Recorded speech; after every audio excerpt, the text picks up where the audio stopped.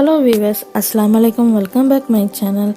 இன்றைக்கி நம்ம என்ன ரெசிபி பார்க்க போகிறோம் பார்த்தீங்கன்னா, ரொம்பவே சுவையான கேரட் முட்டை பொடி மாஸ் தான் இன்றைக்கி நம்ம வந்துட்டு செய்ய போகிறோம்.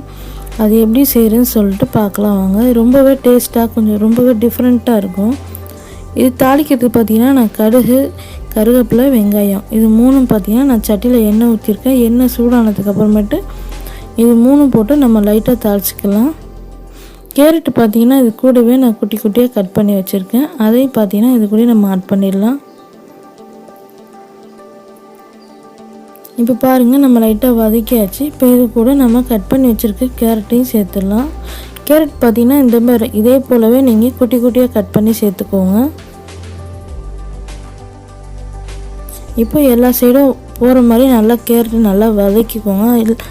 பச்சை வாசனை போகிற அளவுக்கு நல்லா நீங்கள் கொஞ்சம் நேரம் நல்லா வதக்கிட்டு அதுக்கப்புறமேட்டு நீங்கள் மூடி வச்சு செய்யணும். இதுக்கு வந்து நீங்கள் தண்ணி எதுவுமே சேர்க்கக்கூடாது. பாருங்கள், 5 நிமிஷம் ஆயிடுச்சு. கேரட் பாருங்கள் கொஞ்சம் பாதி இது பார்த்தீங்கன்னா நல்லா வெந்துருச்சு.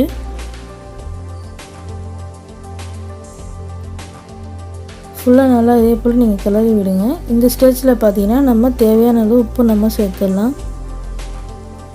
உப்பு சேர்த்துட்டு நல்லா கிளறி விட்டுட்டு மறுபடியும் ஒரு 5 நிமிஷம் நம்ம மூடி வச்சிடலாம். இப்போ பாருங்கள், 5 நிமிஷம் ஆயிடுச்சு. நம்ம கேரட்டு ஃபுல்லாக நல்லா வெந்துருச்சு. இப்போ இந்த ஸ்டேஜில் நம்ம முட்டையை நான் வந்து உடச்சி ஊற்றிக்கலாம். இப்போ நான் ஒரு முட்டை பார்த்தீங்கன்னா நான் உடச்சி ஊற்றிட்டேன். ஃபுல்லாக அந்த மாதிரி லைட்டாக கிளறி விட்டுட்டு ஒரு 5 நிமிஷம் பார்த்தீங்கன்னா மூடி வச்சுட்டு அதுக்கப்புறமேட்டு நீங்கள் கிளறினீங்கன்னா சூப்பராக ரெடி ஆயிடும். உடனே முட்டை போட்டோன்னே ஃபுல்லாக போட்டு நல்லா கிளறிடாதீங்க.